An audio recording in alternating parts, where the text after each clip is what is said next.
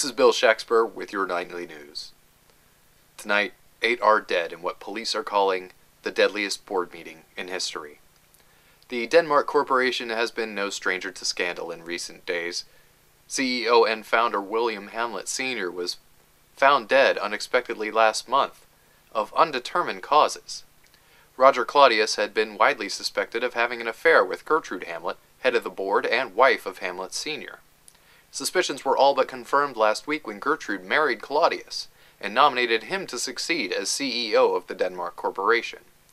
Claudius's contentious appointment as the new CEO drew sharp criticism from many, but none so vocal as Hamlet Jr. The death of his father appeared to unhinge the promising young man. Hamlet abruptly ended his studies in England and broke off his engagement with longtime fiancée Ophelia Polonius, daughter of corporate spokesman David Polonius. Hamlet then wrote and directed a short guerrilla-style film called The Conscience of the King, a venomous satire portraying the analog of Claudius as a murderous lecher. Denmark Corporation spokesman Polonius dismissed the film's accusations as bitter propaganda from a sick, grief-stricken child, but critics and officials took notice. Federal officials under Special Agent Fortinbras moved to reopen the investigation into Hamlet Sr.'s death. Yesterday, an argument in a private meeting between Hamlet and Gertrude got so violent that Polonius charged the room to subdue Hamlet.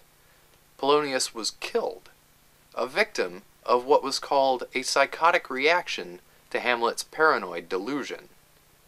Police ruled the death an accident and moved to commit Hamlet into psychiatric care. Laertes Polonius then vowed revenge and publicly challenged Hamlet to a duel.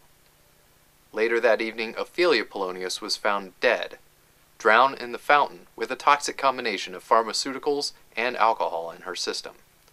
We now know that Claudius had employed assassins to attempt to kill Hamlet while being transported into psychiatric care. His attempt backfired in a case of mistaken identity, when junior executives Rosencrantz and Guildenstern were killed in the car that was supposed to have been driving Hamlet. Hamlet was released from psychiatric care with the help of legal wrangling by Robert Horatio, and the two men returned together to Denmark Corporation headquarters to confront Claudius. What followed was described by a deeply shaken Horatio as casual slaughter. When Hamlet arrived, a savage fight immediately broke out between Hamlet and Laertes. Claudius took advantage of the chaos and quickly moved to poison Hamlet.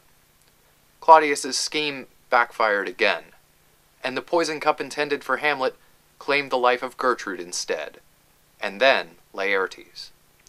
An already mortally wounded Hamlet then attacked Claudius, and both men died in the struggle.